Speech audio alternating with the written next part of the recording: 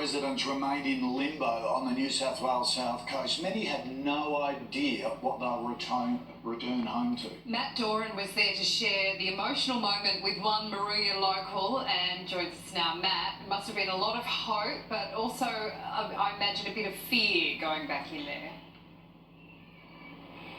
Sam, Steve Haig's home is really steeped in history. In fact, it's been in his family for a century. He had absolutely no idea what he would discover as he drove down the street.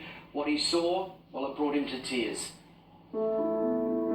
Since New Year's Eve, this has been home for evacuee Steve Haig and his extended family. Hey, boys. Hey, buddy. Hey, Max. How you doing, huh? His two sheep, which look a lot like goats, and his beloved chooks. My babies, my girls. What sort of sheep are they? They're Dorpers, self-shared. Madam, this old day old. So yeah, they're my babies, my chickens. You're close. They're all safe. They're family, aren't they? Well, you can't just leave your family there. Like thousands of others on the south coast, Steve fled after authorities warned if you stay, you could die. Yeah, it'll be scary. It'll be scary that he goes today. When it happened, I sort of didn't know where to stay or go. Home for Steve is normally on the outskirts of Moruya, a house his family built 100 years ago. Start again. Start again, don't we? For 4 days, without food or power, he's been cut off from his family. He's yet to hear from his son, who also lives in the path of the fires. I would amend you to hear his voice. Oh, very good, son.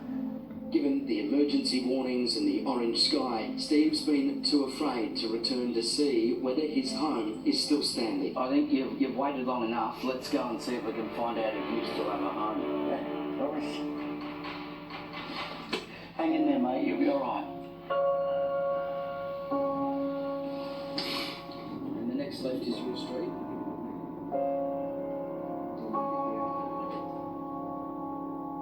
You're starting to look a lot more buoyant. Oh, it's there. No, it's there. It's still there. You reckon? I know. If we see this house up here, would it be fair to describe you as one of the happiest blokes on the south coast? I reckon it would be. Yeah. It's there. Is it? You still got a home? I have. How does that feel? Oh, I can come home. Is that the most beautiful bloody scene I've ever seen. you've ever seen? Yeah. Oh, the last 4 days not knowing. That's fantastic. What's going through your mind? Oh, thank God. Someone's looking after us. Someone's looking after us. Hang on a second, mate. Hang on a second. You alright? Yeah, it's good. Come here. It's good. It's very fantastic.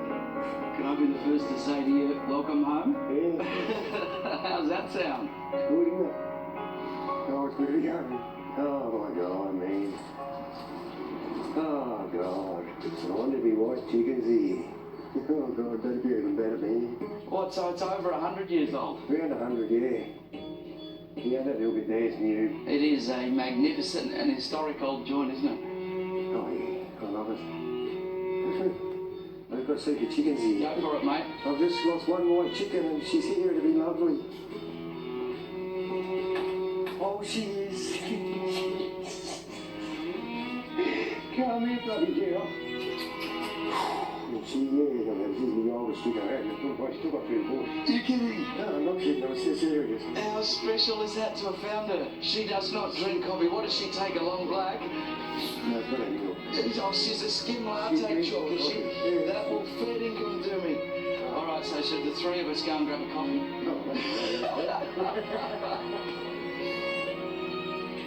I have never in my life heard of a chicken that drinks coffee, and I have never in my life met a more special man. He was just brilliant, and Sam and Kosha, I think he gives you a bit of a sense of just how these people in this area, what they're going through, and what it means to them if they find their home when they return back to their country. Absolutely. Lovely story. What a character. Thanks, Matt. All right, still to come, the battle in Victoria. We're live in Gippsland as the fire crisis hits hard.